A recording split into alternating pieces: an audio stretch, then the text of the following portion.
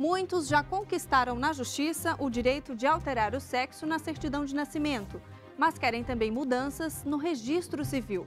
Outros se submeteram à transgenitalização, procedimento cirúrgico para mudar de sexo. O Repórter Justiça desta semana mostra como a falta de uma legislação específica para regular o assunto provoca insegurança jurídica e traz à discussão um questionamento: até onde o direito individual se sobrepõe ao direito coletivo. Sobre o salto alto, esta mulher dá passos novos. Desde criança, a vida da paraibana passou por transformações. A mais radical foi em 2006, quando ela se submeteu à cirurgia de transgenitalização, isto é, trocou de sexo.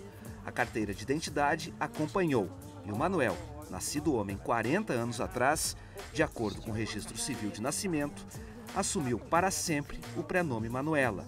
Foi um alívio para ela. O guarda me parava, via uma figura feminina e de repente quando apresentava era uma documentação. Postos de gasolina para pagar com cartão de crédito, cheque.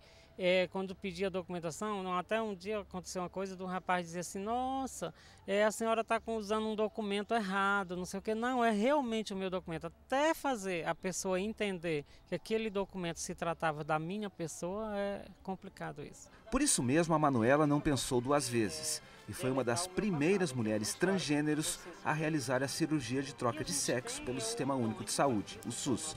A operação pode sair por até R$17 mil na rede privada. Pelo SUS não custou nada. Foi a primeira vez que ela aceitou mostrar o rosto numa reportagem de televisão. É que aqui, nesta quadra de Brasília, onde a cabeleireira trabalha há 17 anos, ninguém conhece a história dela. Casada pela segunda vez, a Manuela revela a vaidade feminina que garante sempre ter tido. Só que os adereços e as pinturas das mãos e cabelos fizeram mais sentido para ela depois da cirurgia. A cirurgia em si trouxe o complemento e a continuidade da minha vida, né? Porque é difícil antes eu me olhar no espelho de uma forma que a minha cabeça me diria outra. Né? Então, assim, me trouxe um conforto, me trouxe uma realização pessoal muito grande. Durante boa parte da vida, a mulher transgênero conviveu com preconceito. Irmã caçula de uma família de 5 irmãos, teve de enfrentar a rejeição dentro de casa. Aos 13 anos, foi morar com o primeiro companheiro. De lá para cá, afirma ter acalentado o desejo de mudar de sexo. Me percebi criança, uma mulher transexual. Então, essa concepção já existia. Só que, na realidade, para mim era muito distante a realização da cirurgia. Depois que eu vi que poderia estar próximo, que eu tive contato com o hospital e tudo, aí eu vi que se eu lutasse buscando isso, eu iria me realizar. Já foram 7 cirurgias corretivas, mas a que mais marcou foi a primeira. Ai, veio assim, que a gente acorda totalmente turva. Então veio assim, será que fizeram? Só que eu tive a sorte que quando eu fui fazer a minha cirurgia, eu tive o apoio de 2 terapeutas que acompanharam a minha cirurgia até. Então assim, aí eu olhei para eles e digo, fizeram a cirurgia? Fizeram.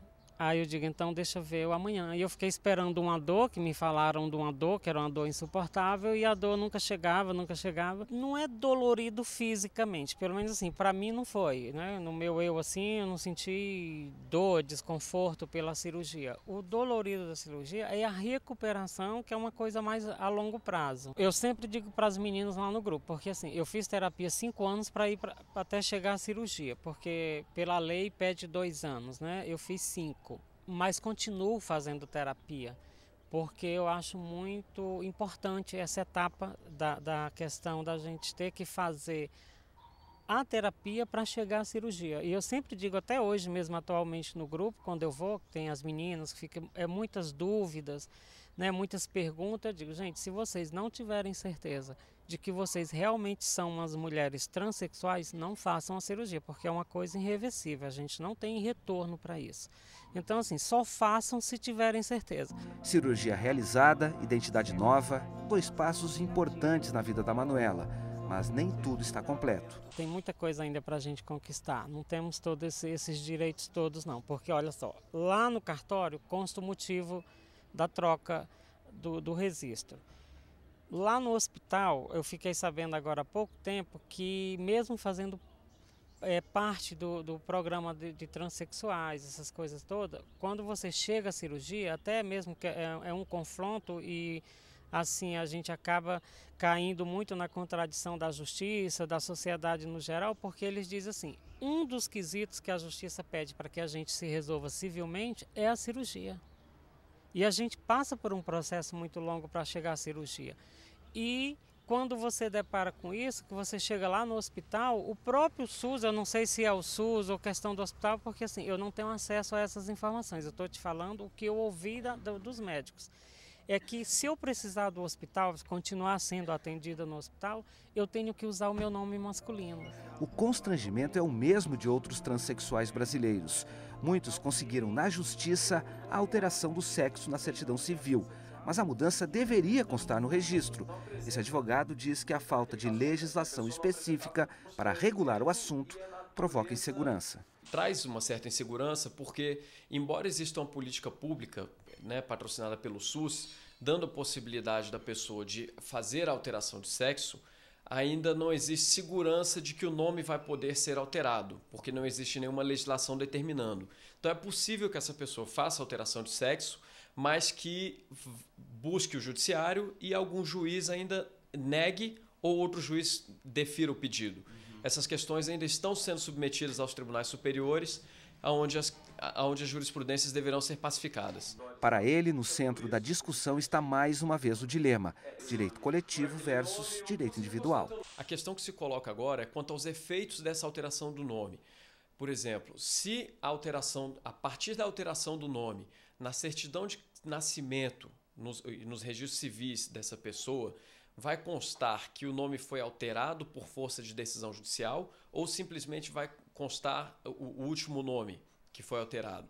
E aí a discussão que se coloca é justamente entre interesse individual e interesse coletivo, porque se proteger o interesse individual, consta simplesmente a alteração do nome sem fazer registro a nenhuma decisão judicial. Se fizer a proteção do interesse coletivo em detrimento do interesse individual, vai ter que constar que na certidão de nascimento o nome foi alterado por força de decisão judicial número tal. Então, o que se coloca é isso, a discussão entre interesse individual e interesse coletivo. Obviamente que essas questões novas dos transexuais também têm sido trazidas e têm sido vistas como uma das possibilidades de alteração do nome também. Seria constrangedor que uma pessoa que passou a ser mulher, que é conhecida pela sociedade como mulher e de fato, em alguns casos que se tem colocado nos tribunais, juntam-se exames de que de fato são mulheres, seria constrangedor que nos seus registros civis constasse o nome de homem. A seguir, a gente mostra como ocorre a transgenitalização, a cirurgia de mudança de sexo. Regulamentada pelo Conselho Federal de Medicina, a transformação começa, no mínimo, 2 anos antes do procedimento. E ainda a importância do acompanhamento psicológico ao paciente após a cirurgia. Nós voltamos em instantes.